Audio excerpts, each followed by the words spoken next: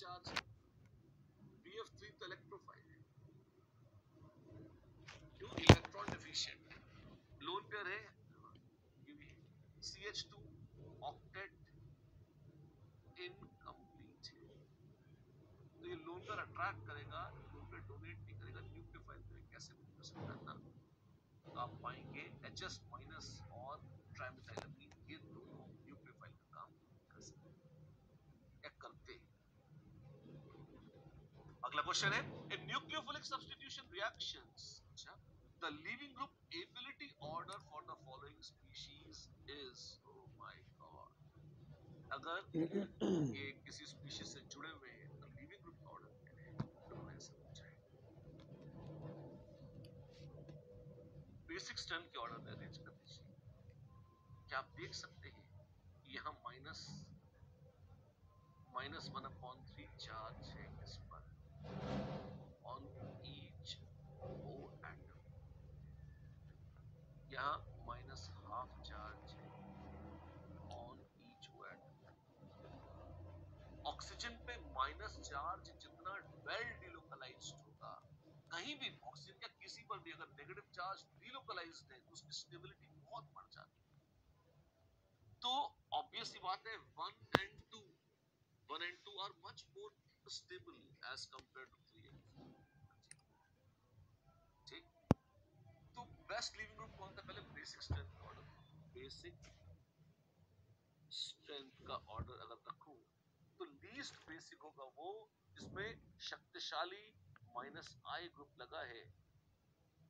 Power on. 1 is least basic, 1 से ज्यादा है 2, और 2 भी बहुत ही पुअर बेस है। Your device is ready to pair. You're now connected to Boatstone Grenade. अब फिर आएगा Oops, battery low. कम बेसिक है, क्यों? क्योंकि हम माइनस चार्ज -1 से थोड़ा कम है, क्योंकि बेंजीन रिंग पर चला गया, पर बेंजीन रिंग में सिर्फ कार्बन एटम्स है, तो कार्बन पर माइनस कम है, उसमें अच्छी से डिलोकलाइज नहीं हो पाता, ऑक्सीजन को ये बेसिक स्ट्रेंथ ऑर्डर। तो लिविंग ग्रुप एबिलिटी तो ऑर्डर हो जाएगा, सबसे अच्छा लिविंग ग्रुप 1, फिर 2, फिर 4 और फिर 3। This is the order of leaving group ability, right? Absolutely right. In nucleophilic substitution reactions, the leaving ability order for the following species is, तो हमने निकाल ही लिया था, देख लेते हैं, आंसर टिक करना होगा। 1 2 4 3, सबसे मस्त है 1, सबसे खराब है 3, सबसे मस्त है 1, सबसे खराब है 3, D is the answer. Yes, D is the answer. There we are. अगला क्वेश्चन है, the correct order of nucleophilicity is, कौन शानदार न्यूक्लियोफाइल है, हमसे पूछा है, देखते हैं। ONA, सोडियम कोई आयनिक बॉन्डिंग से जुड़ा हुआ है तो उसका होना ना होना यहां बराबर है, actually it is O-, actually literally speaking ये O- है, सोडियम तो टाइम पास के रूप में साइड पे पड़ा हुआ है, ठीक है, इसकी ऐसे ही कल्पना कर लें आप, ये है, अच्छा, OCH3 शक्तिशाली प्लस है, ये +I, ये है -I और ये है -M, ये इलेक्ट्रॉन देगा बहुत सारे, तो ज्यादा अच्छा न्यूक्लियोफाइल है। ये कम कम देगा, थोड़ा कम है, ये विड्रॉ करेगा तो और कम है, ये बहुत विड्रॉ कर लेगा NO2 तो सबसे कम है। This is the correct order of nucleophilicity of these phenoxide ions, right? चलिए, बहुत आसान क्वेश्चन है। Which of the following is aprotic solvent, और सॉरी एप्रोटिक क्या था, जो H+ न दे वो एप्रोटिक, और H+ कौन देता है? If H is attached to any atom of group 17, 16 या नाइट्रोजन, it is protic. अगर हाइड्रोजन हैलोजेंस में HF, HCl, HBr, HI protic हैं, H2O, H2S, H2SE, H2TE protic हैं, NH3 प्रोटिक है, बस बस बहुत हो गया, और कुछ मत बोलना, बाकी सब ये प्रोटिक। तो नाइट्रोजन, ऑक्सीजन, ऑक्सीजन से जुड़ी हुई हाइड्रोजन है, तो ये तीनों कैसी हैं? ये तीनों प्रोटिक सॉल्वेंट हैं। DMSO, di methyl sulphoxide. Wow, ये क्या है? ये है ए प्रोटिक सॉल्वेंट। देख लीजिए, याद आया? अच्छा। Which one of the following has maximum nucleophilicity? Oh my God! Oxygen की दो कौड़ी हैसियत नहीं है नाइट्रोजन के सामने, और नाइट्रोजन की कोई स्टैंडिंग नहीं है साक्षात कार्बन के सामने। कार्बोनाइन महाशक्तिशाली बेस और परम शक्तिशाली न्यूक्लियोफाइल्स। बहुत बहुत बहुत बहुत बहुत ही तगड़े nucleophiles. Nobody compares with the carbonides as such. Right? Which is the strongest nucleophilic site in the following species? एक स्पीशीज है, इसमें सबसे मस्त न्यूक्लियोफाइल कौन है? किसकी शक्ति ज्यादा है? यहां कार्बन पर माइनस है, यहां ऑक्सीजन पर माइनस है, यहां ऑक्सीजन पर माइनस है। ऑक्सीजन पर माइनस इतने अच्छे न्यूक्लियोफाइल नहीं होते, कार्बन पर माइनस वाले ज्यादा होते हैं। अब यहां पर ये और यहाँ ये पूरा डिलोकलाइज्ड है ऑक्सीजनों पर, और यहां ये कार्बन पर ही बैठा है। तो अगर कार्बन पर बैठा है तो आप पाएंगे ज्यादा शक्तिशाली बेस भी है और ज्यादा शक्तिशाली न्यूक्लियोफाइल भी है। राइट? बिल्कुल, absolutely all right. Which is the following? Which of the following is our ambident nucleophiles? उभयदंती, एक से ज्यादा दांत वाले कौन है? स्ट्रक्चर बना के देखते हैं। NO2 माइनस, नाइट्रोजन या ऑक्सीजन, यस। साइनाइड, कार्बन या nitrogen, yes. HSO3 minus, O या S, यस। क्लोराइड ना, क्यों? एक ही तो एटम है, तो एम्बिडेंटेड कैसे हो सकता है? ABC तीनों है जी, हाँ, all three are the answers. The correct order of leaving group ability is R. Leaving group ability का सही ऑर्डर, सही क्रम क्या है? आइए देखें। आपके पास है सल्फोनेट आयन और COO माइनस, ये बेटर लिविंग ग्रुप्स हैं। सही है। CF3 और CCl3 में CF3 ज्यादा अच्छा विड्रॉइंग ग्रुप है, ये भी सही है। साइनाइड और आयोडाइड नहीं, iodide is a better leaving group ना। साइनाइड से अच्छा आयोडाइड, क्यों? Iodide is a weak, iodide तो न्यूट्रल ही है लगभग, बेसिक स्ट्रेंथ का उल्टा ऑर्डर होगा, थोड़ा सा ध्यान ही है। NH2 minus OH minus across the period basic strength और न्यूक्लियोफिलिसिटी कम हो जाती है, तो लिविंग ग्रुप कैपेसिटी बढ़ जाती है। गलत है दोनों, गलत है, बिल्कुल गलत। Minimum nucleophilicity, O my God, ये किसकी है? आइए देखते हैं। आपके पास है CH3 whole thrice C minus, carbanion NH2 minus, तो बहुत शक्तिशाली न्यूक्लियोफाइल है। CH3O माइनस और OH minus. Oh my god, अगर आप देखेंगे ऑक्सीजन में अगर माइनस चार्ज है तो वो बहुत कम न्यूक्लियोफिलिक होगा, और साथ में अगर मिथाइल भी लग गया, थोड़ी बल्क बढ़ा दी, थोड़ा और कम हो जाएगा। करेक्ट आंसर है C, मिनिमम न्यूक्लियोफिलिसिटी है CH3ONA।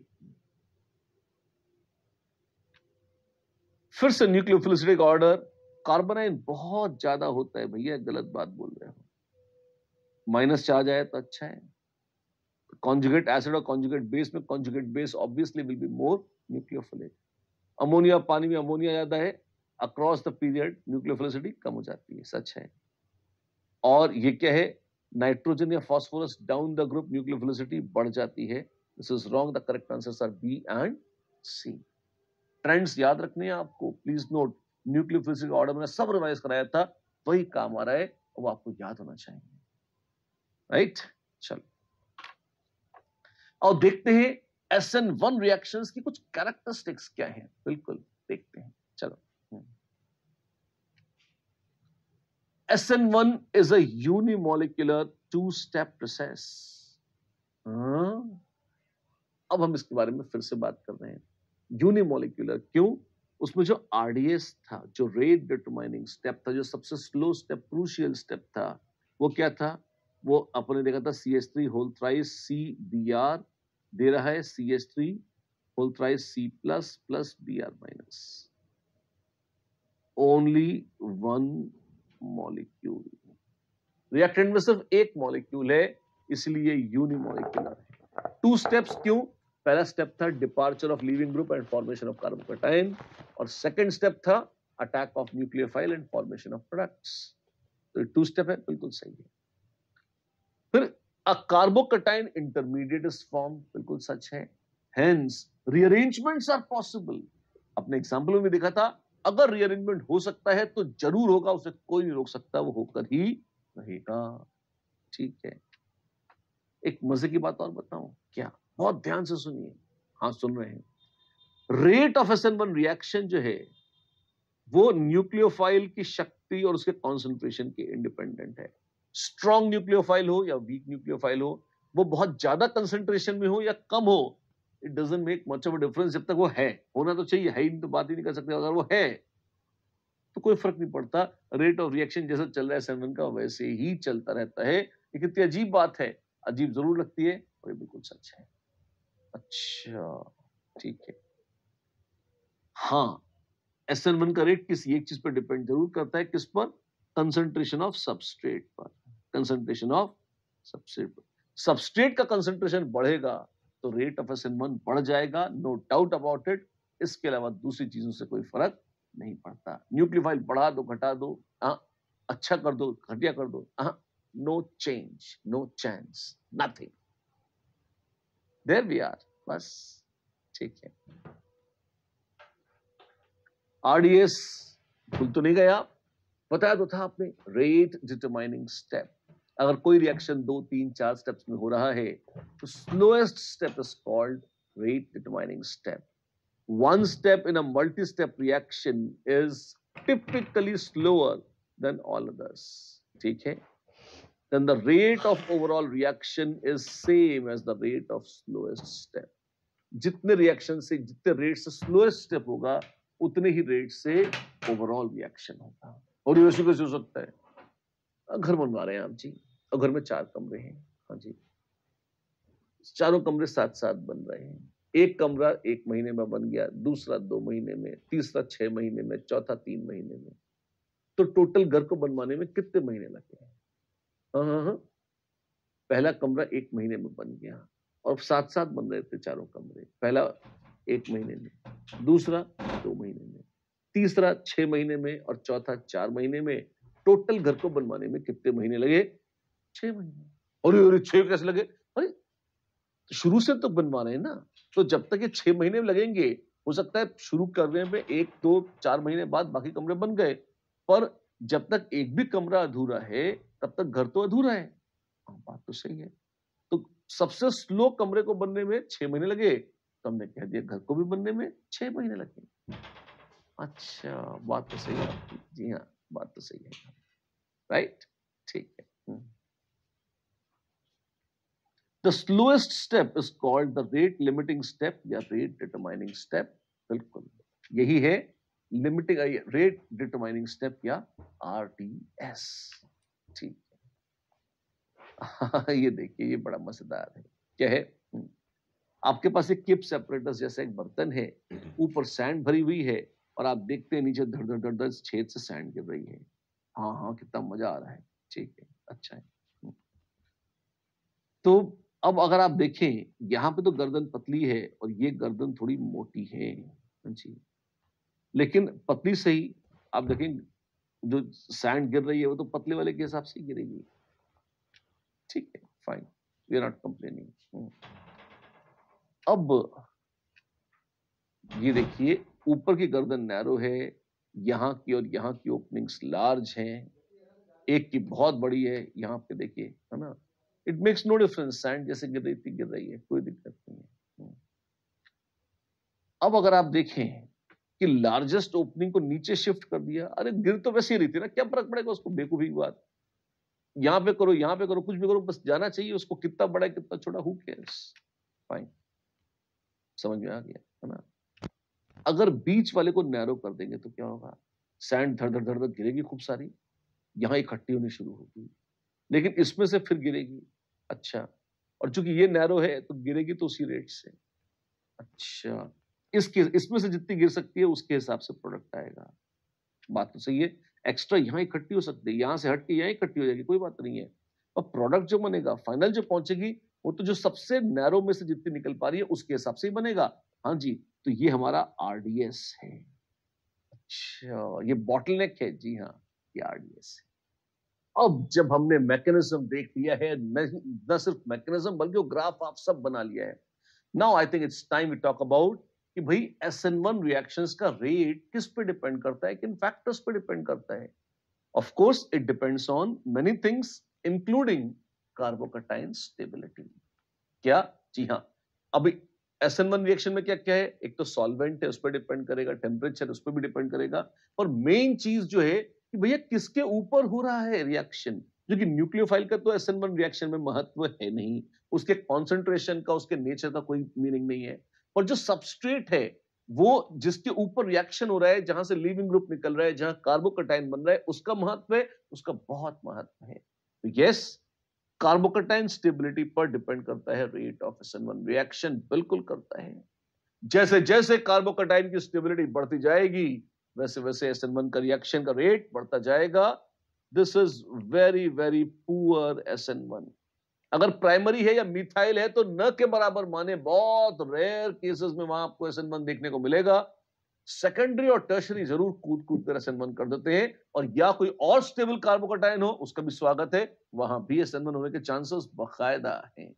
राइट, ठीक है। जैसे डेटा से कंपेयर करते हैं, आप देखिए, अगर आपके पास अल्काइल हैलाइड्स हैं, हाँ जी, और आपके पास देखिए यहां पर CH3 CH3 CH3 tertiary butyl bromide है, ओ my God, rate of SN1 reaction देखिए, तो ये 12 लाख गुना है।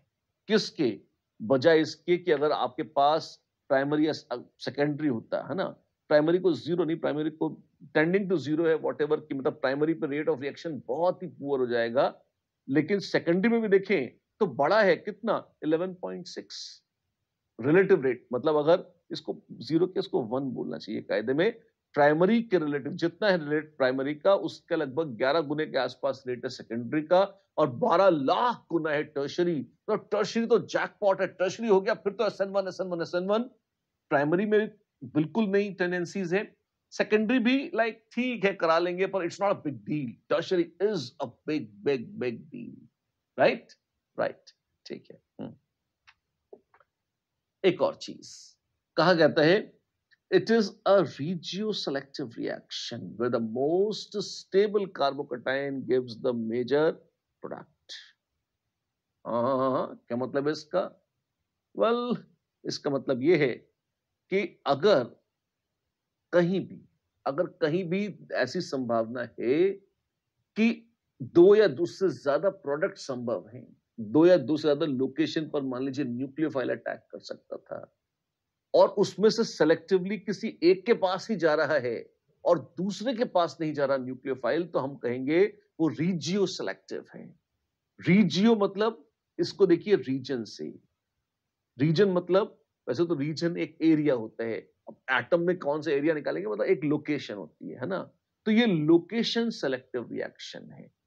ये छांट कर मोस्ट स्टेबल कार्बोकटाइन के पास चला जाता है न्यूक्लियोफाइल, और वहीं जाकर रिएक्ट करता है। अगर रीअरेंजमेंट हो रहा है, अगर रीअरेंजमेंट संभव है, तो आप पाएंगे रीअरेंजमेंट के बाद जो कार्बोकटाइन बनेगा उसके प्रोडक्ट बनाने की प्रोबेबिलिटी मैक्सिमम होगी। रीअरेंजमेंट के पहले उतना मजा नहीं आएगा, उस प्रोडक्ट में खास दम नहीं होगा। If the reaction can occur potentially two or more eight to or more location, तो आपको दो या उससे ज्यादा कॉन्स्टिट्यूशनल आइसोमर्स मिल सकते थे, और उनमें से अगर कोई एक प्रिडोमिनेट करता है, तब हम कहेंगे रीजियो सेलेक्टिव है।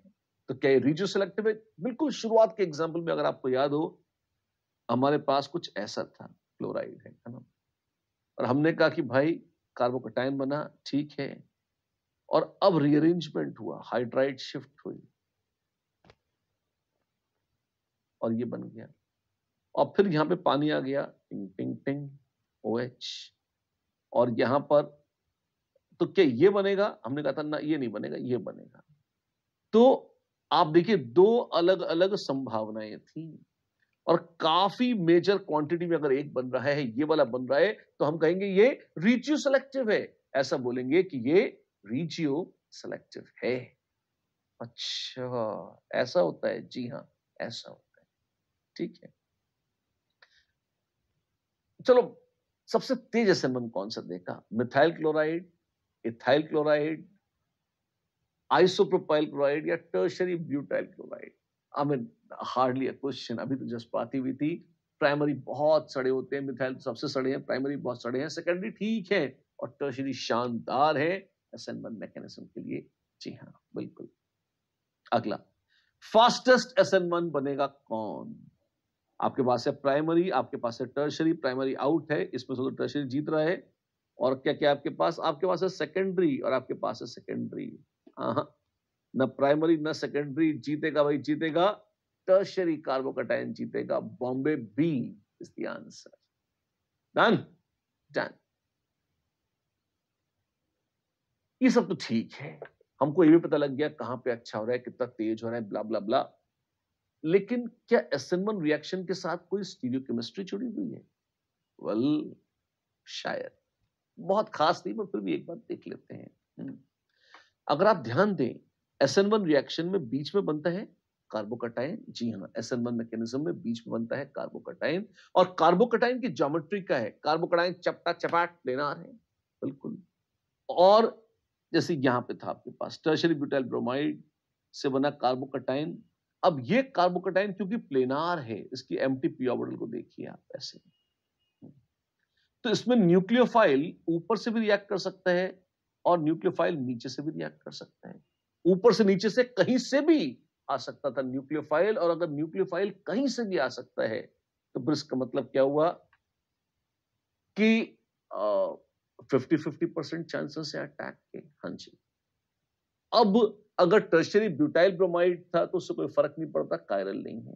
पर अगर रिएक्टेंट कायरल था तो ये बाकायदा संभावना है। और स्पेशली मैं कहता हूं अगर प्रोडक्ट कायरल है, रिएक्टेंट की तो ऐसी तैसी, अगर जो प्रोडक्ट बन रहा है, जैसे यहाँ पे कार्बोकैटायन बना और यहाँ पे आपके पास मान लीजिए मिथाइल, यहाँ पर आपके पास इथाइल, और यहाँ पर है मान लीजिए आपके पास कुछ और है, मान लीजिए एच ही लगा है ना, ठीक है, इस तरह से ये कार्बोकैटायन है ना। अब यहाँ पर मान लीजिए OH जुड़ा या ब्रोमाइड जुड़ गया मान लीजिए, या नीचे से ब्रोमाइड जुड़ गया, तो क्या आप देख सकते हैं आपको दो अलग अलग प्रोडक्ट्स मिलेंगे और वो दोनों एनैंशियोमरिक होंगे, वो एक जैसे नहीं होंगे। कैसे? Attack of nucleophile from both the faces gives enantiomers. हाँ जी। अच्छा, लेफ्ट से या राइट से कहां पे अटैक के चांसेस ज्यादा हैं? अरे प्लेनार है भाई, तो जितना चांसेस यहां से अटैक के हैं उतने ही चांसेस यहां से अटैक के हैं, 50-50। और अगर 50-50 चांसेस हैं अटैक के, और अगर 50-50% चांसेस हैं अटैक के, तो बस यही बोल देते हैं आपके पास कार्बन है MEET H, सॉरी ऐसे Me है, ET है, ऊपर से मान लीजिए ब्रोमाइड आ रहा है ऐसे, है ना, H इस तरह से, और या आपके पास ब्रोमाइड नीचे से आ रहा है, इथाइल ऊपर चला जाएगा, मिथाइल ऐसा दिखने लगेगा, H ऐसे आ जाएगा। ये दोनों प्रोडक्ट्स बन जाएंगे। और ये दोनों प्रोडक्ट्स कैसे होंगे? आप पाएंगे ये दोनों प्रोडक्ट मिरर इमेजेस होंगे, ये एनैंशियोमर्स होंगे।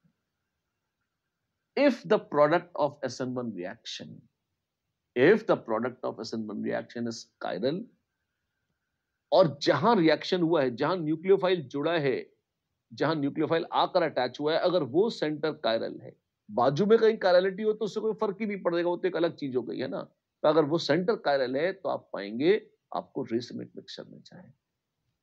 ठीक है ना, अच्छी बात है।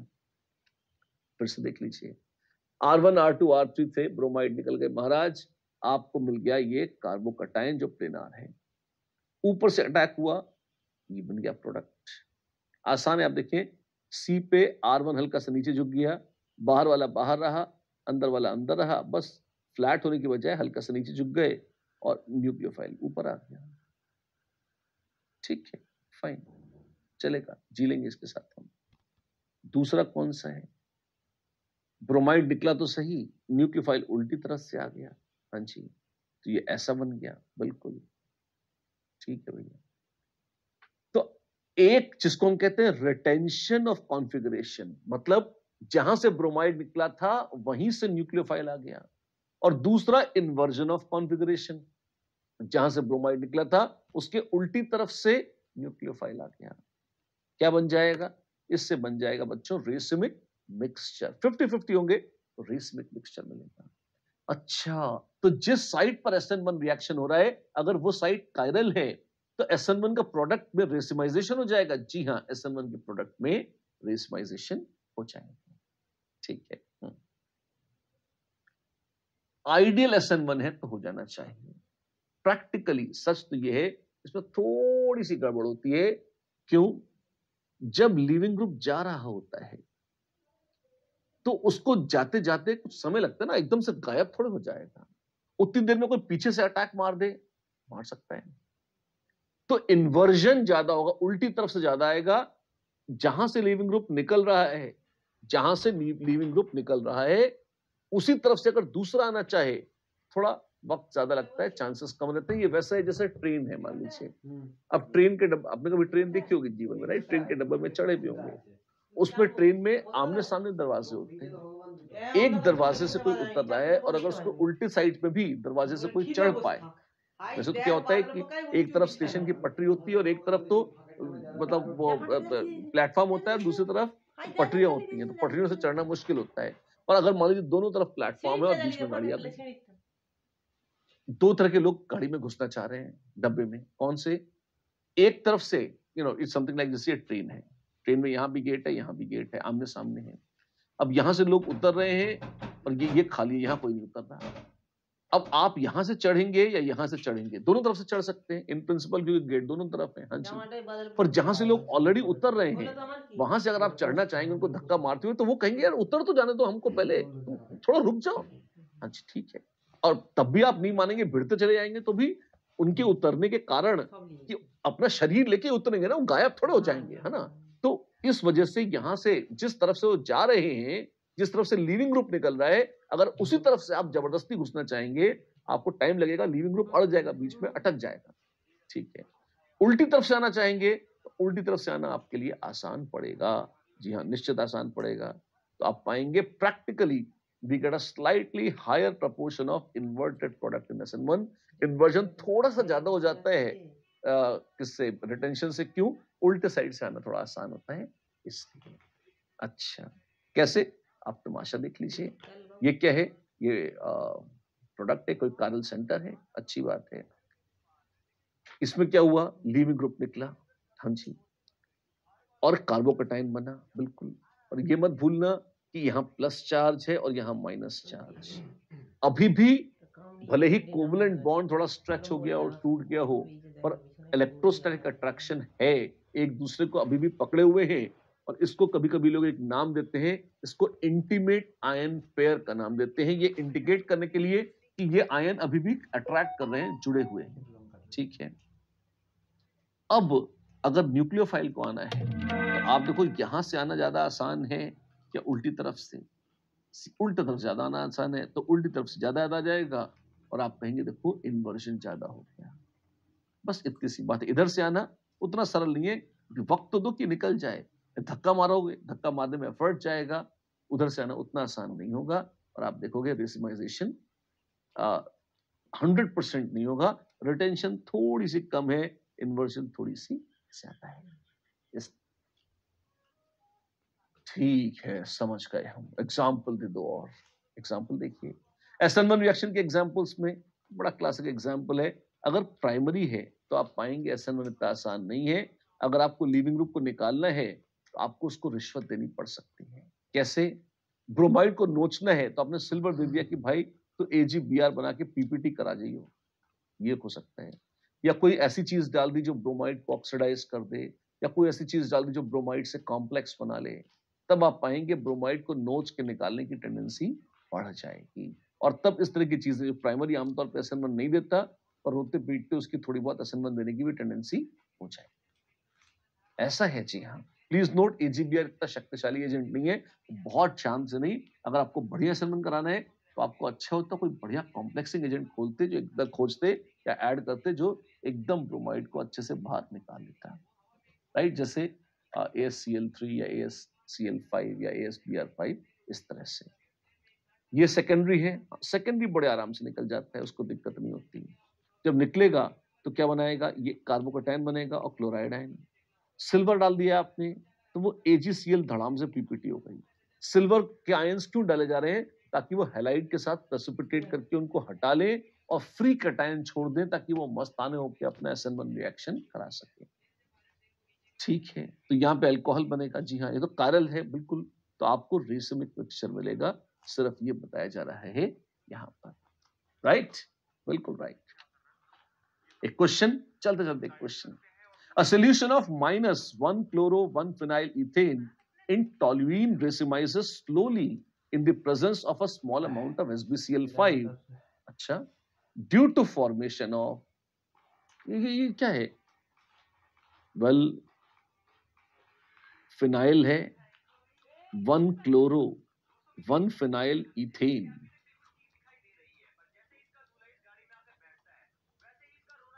वन क्लोरो 1 फिनाइल इथेन, ठीक है।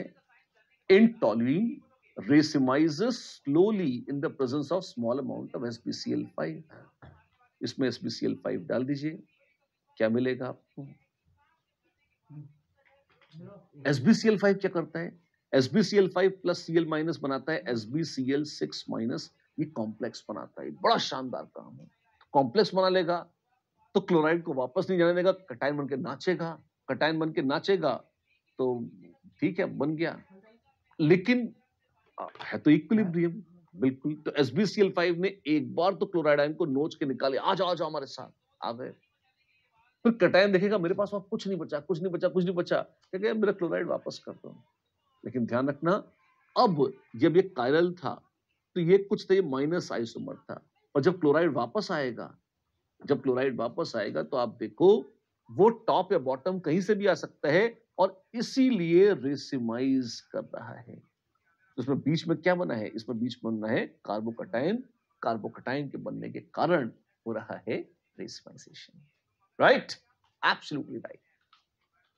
बच्चों, SN1 के ये फीचर्स आपको शिद्दत से लिखने हैं और याद करने हैं। SN1 SN2 most crucial reaction है, इसमें कहीं कोई ढील नहीं चाहिए, कहीं कोई गड़बड़ नहीं चाहिए, आपको पक्का ढंग से याद करना चाहिए इनको। अच्छा, नोट्स एक बार सारे घर पे लिखें, और ये प्रिंटेड नोट्स दे रहे हैं आप तो कोई फर्क नहीं, आपको एग्जाम में नोट्स लेके थोड़े जाओगे ना, आपको याद करना होगा। ये लिखे बगैर नोट्स याद नहीं होते। आपने अभी क्लास में लिखे, रात में सोने से पहले एक बार पूरे बोलना और लिख के देखना। You must write down the notes of SN1 and SN2 reactions at least 3 times. उसके बगैर ये मास्टर नहीं होंगे। और आप में से जिन बच्चों को लगता है कि उनके बहुत ज्यादा बुद्धि है, और ये मैं मूर्खों के लिए कह रहा हूं, बुद्धिमान बच्चों को 3 बार, और जो थोड़े से डल है याद करने में, उनको 8-8, 10-10 बार लिखना पड़ सकता है। इसमें कामचोरी मत करना, नहीं तो ये हाथ से निकल जाएगा। आज ही फटाफट SN1 रिएक्शन का जो लिखा है वो लिख लेना, राइट? प्रॉपर लर्न भी करना है और खुद लिख कर एक बार देखना है। इस पूरी तैयारी के साथ फिर मिलेंगे अगली बार। और देखो, आपने एक चीज मार्क करी होगी, स्टीरियो से बहुत आसान है। स्टीरियो एक बहुत डिफरेंट बॉल गेम था, भले ही रिएक्शंस ये दोनों चैप्टर साथ में क्लब हैं, और स्टीरियो केमिस्ट्री बिल्कुल अलग बॉल गेम था, मैकेनिज्म्स बिल्कुल अलग बॉल गेम है। मैकेनिज्म्स में गड़बड़ नहीं होनी चाहिए, ये बड़े इंपॉर्टेंट है, राइट? चलिए मिलते हैं अगली बार। नमस्कार।